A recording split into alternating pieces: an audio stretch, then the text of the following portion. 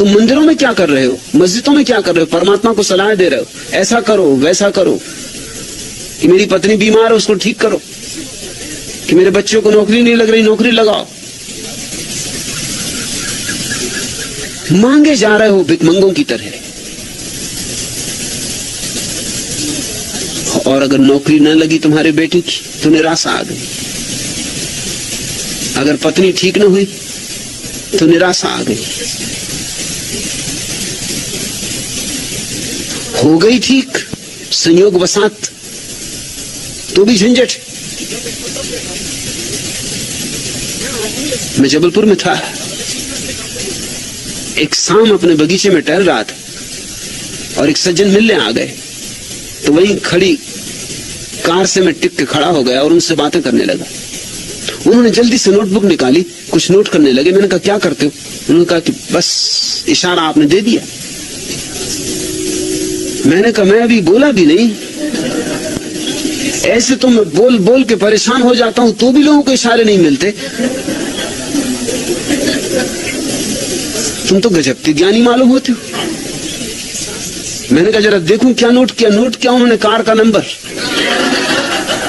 कहने लगे मैं यही पूछने आया था कि लॉटरी में कौन से नंबर का टिकट खरीदूं।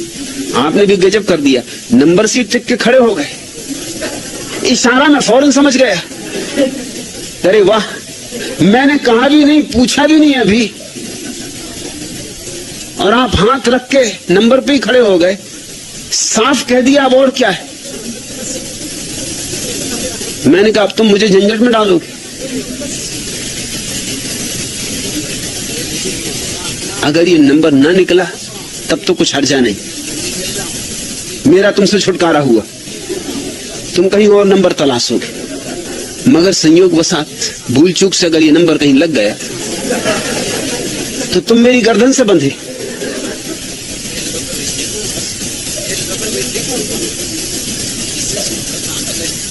लोग वासनाओं से भरे, तृष्णाओं से भरे, अपनी कल्पनाओं के जाल से भरे चल रहे हैं। अब मैं भी उनसे कह रहा हूं कि मेरा कोई इशारा नहीं, ये तो सिर्फ मैं टिक के खड़ा हो गया, तुमसे बात करनी थी, ये मेरे घूमने का समय था, तुम बेवक्त आ गए हो। गाड़ी पास थी तो टिक के खड़ा हो गया हूं, मुझे क्षमा करो, गलती हो गई। मगर वो मेरी सुनने को राजी नहीं। वो तो जल्दी से नमस्कार किए और चलते बने। उन्होंने कहा कि बस चलता हूं, बात हो गई। वासनाओं से भरा हुआ आदमी वही देखता है जो देखना चाहता है, वही सुनता है जो सुनना चाहता है। वासनाएं उसे वह नहीं देखने देती जो है, वह नहीं देखने देती जो चारों तरफ मौजूद है। वासनाएं उसे छोटा सा जगत देखने देती, और वो जगत भी उसका अपना निर्मित होता है।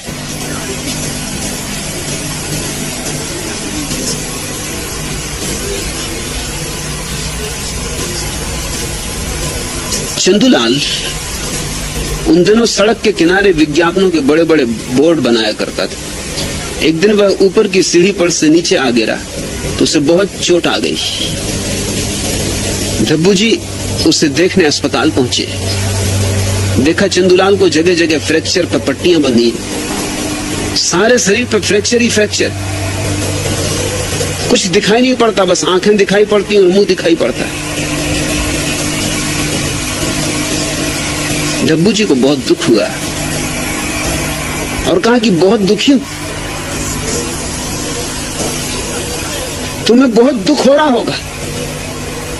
चंदूलाल ने कहा कि ऐसे नहीं होता, हाँ जब हंसता हूं तब जगह जगह दुख होता है।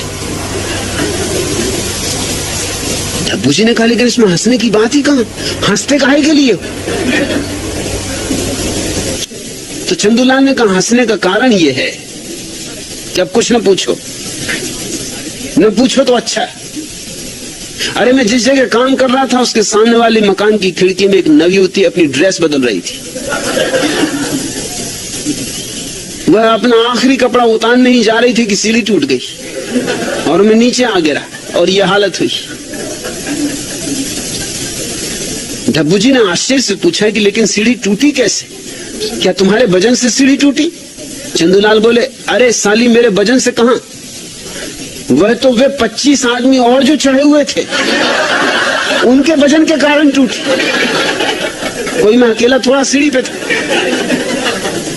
पूरा गांव ही चढ़ा हुआ था। सीढ़ी भी कब तक ठहरती? और इसलिए कभी कभी रह रहे उनको हंसी आ जाती, तो वाह रे वाह।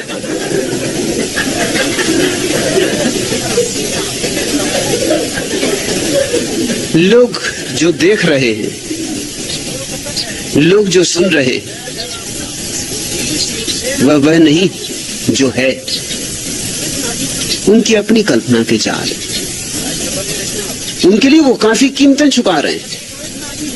जिंदगी भर गंवाते, हड्डी पसली टूट जाती, अस्थि पंजर रह जाते, मगर रोग वही पुराने के पुराने। इसीलिए सत्य को कहना मुश्किल। कल रात ही एक भारतीय मित्र ने, जो अमेरिका में निवास करते, संन्यास लिया। मैंने उन्हें नाम दिया अशोक मुनि।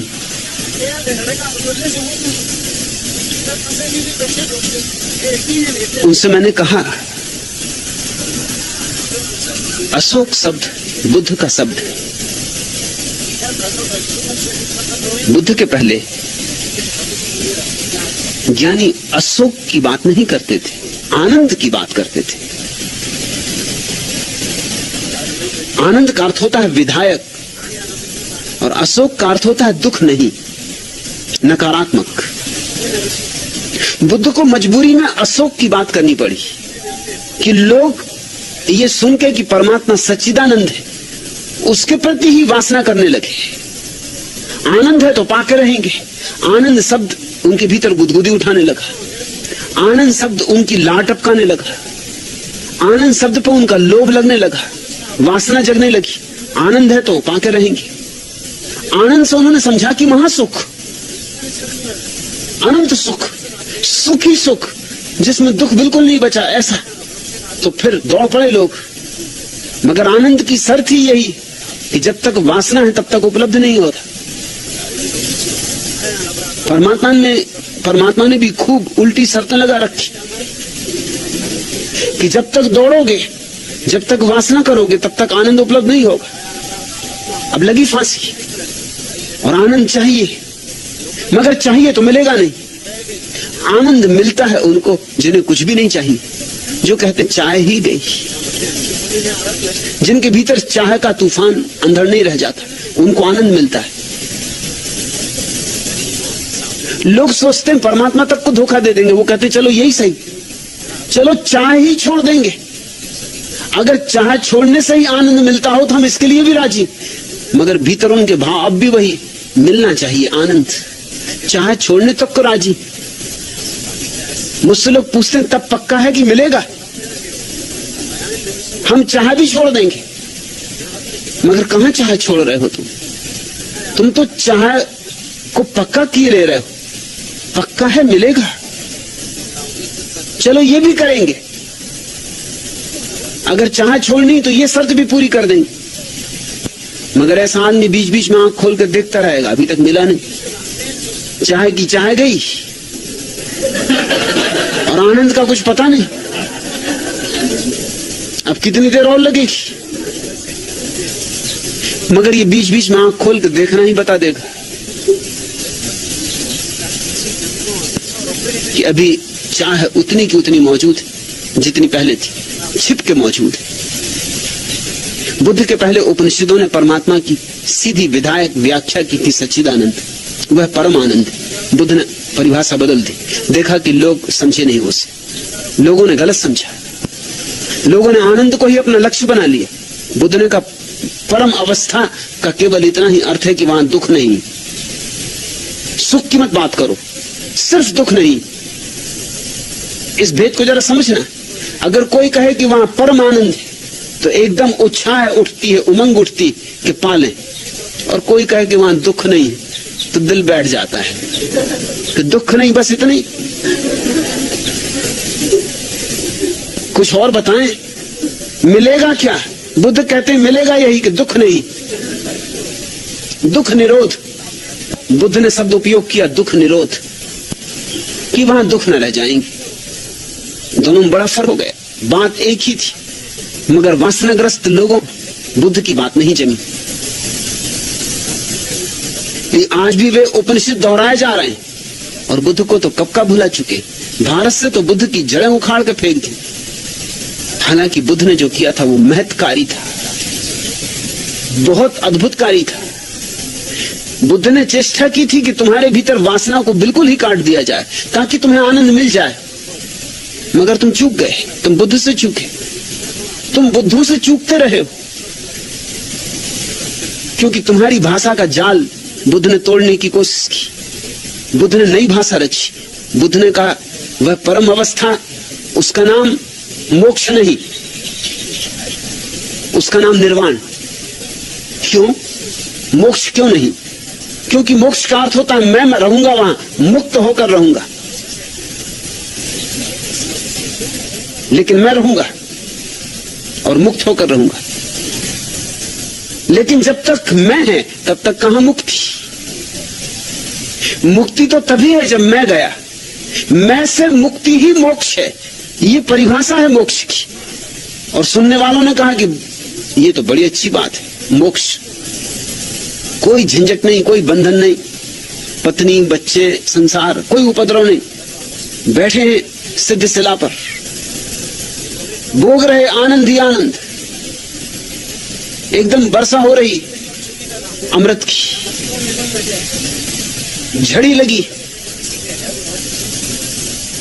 मगर मैं हूं, अगर मैं हूं तो मोक्ष नहीं।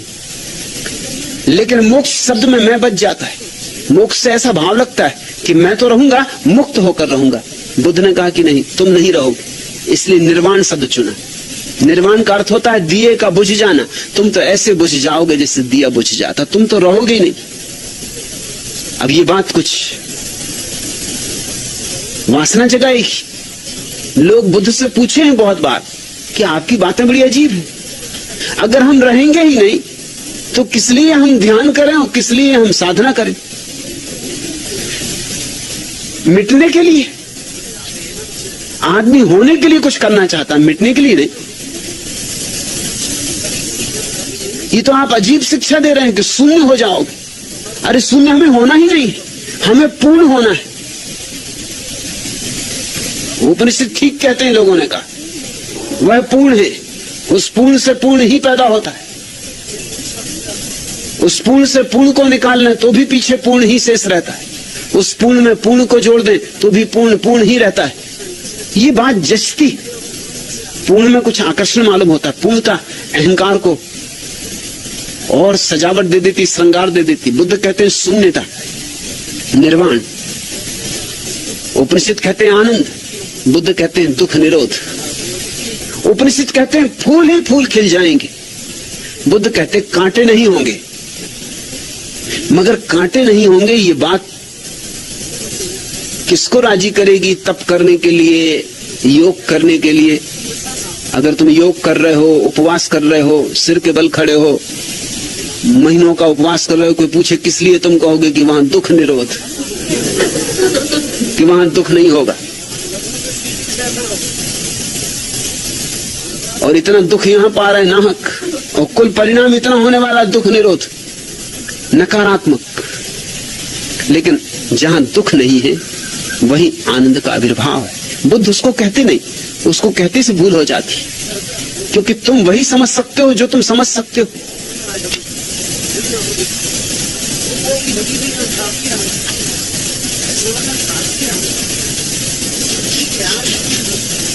एक सिनेमा गृह में अच्छी फिल्म लगी हुई थी। चंदूलाल ने अपनी प्रेसी से कहा कि पीछे की सीट के टिकट ले लेते। प्रेसी बोली और अगर पीछे की सीट के टिकट न मिले तो चंदूलाल बोला तो क्या, फिर पिक्चर ही देखेंगे। लोगों की अपनी भाषाएं, लोगों के अपने हिसाब। लोग बड़े बचकाने। छोटा बच्चा अपनी बूढ़ी दादी से पूछता है, दादी माँ क्या आप तैं बोल सकती? दादी ने कहा, हाँ बेटे, क्यों नहीं बोल सकती? बच्चा बोला, अच्छा तो बोलिए, क्योंकि माँ कह रही थी कि जब ये बुढ़िया तैं बोलेगी तो बहुत सारा पैसा मिलेगा।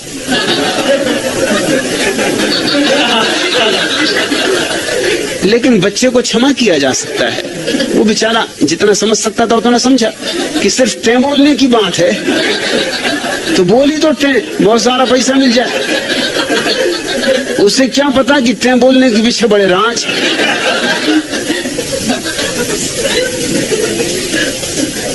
लेकिन बड़े बड़ों की भी गति यही है,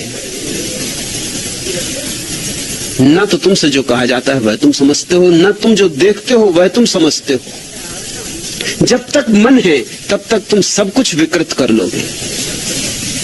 मन से मुक्त होकर ही सत्य दिखाई पड़ना शुरू होता, तब ये संसार अद्भुत है। तब ये संसार माया नहीं, माया इसे तुम्हारे मन ने बनाया है। माया का जाल तुम्हारे मन ने इस पे फैलाया है। भर्तहरि घर द्वार छोड़कर जंगल चले गए। जंगल में ध्यान करने बैठे। सम्राट थे, बहुत धन दौलत थी, सब छोड़ आए थे। सुबह सुबह अंधेरे में ध्यान कर रहे हैं, तभी सूरज की पहली पहली किरणें उतरनी शुरू हुई। प्रभात हुई, आंख खुली, ध्यान से देखा, सामने ही पगडंडी पर एक बड़ा हीरा पड़ा है, सुबह की रोशनी में चमकता हुआ।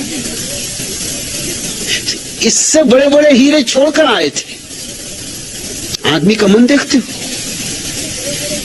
लेकिन एक क्षण को लालसा जग गई को उठा लूं। चौंक गए, संभल गए, नहीं उठाया, मगर एक क्षण को वासना ने घेर लिया। एक क्षण को मन वापस लौट आया। भूल ही गए कि मैं सब छोड़ आया, इससे बड़े बड़े हीरे छोड़ आया। इस हीरे की क्या औकात, क्या बिसात। मेरे पास खजाने थे जिनमें हीरे हीरे भरे थे, इनको छोड़ के आया हूं और इस हीरे को, रास्ते पे पड़े हुए हीरे को उठाने की इच्छा उठ रही, इसलिए घर छोड़कर आया हूं, महल छोड़कर आया हूं। मगर एक क्षण को वासना पकड़ ली। वासना इतनी तीव्रता से पकड़ती है, इतनी गतिमान है। कहते हैं प्रकाश की गति बहुत तेज होगी, मगर वासना के मुकाबले नहीं। कहते हैं वैज्ञानिक कि प्रकाश एक सेकंड में 1,86,000 मील चलता है,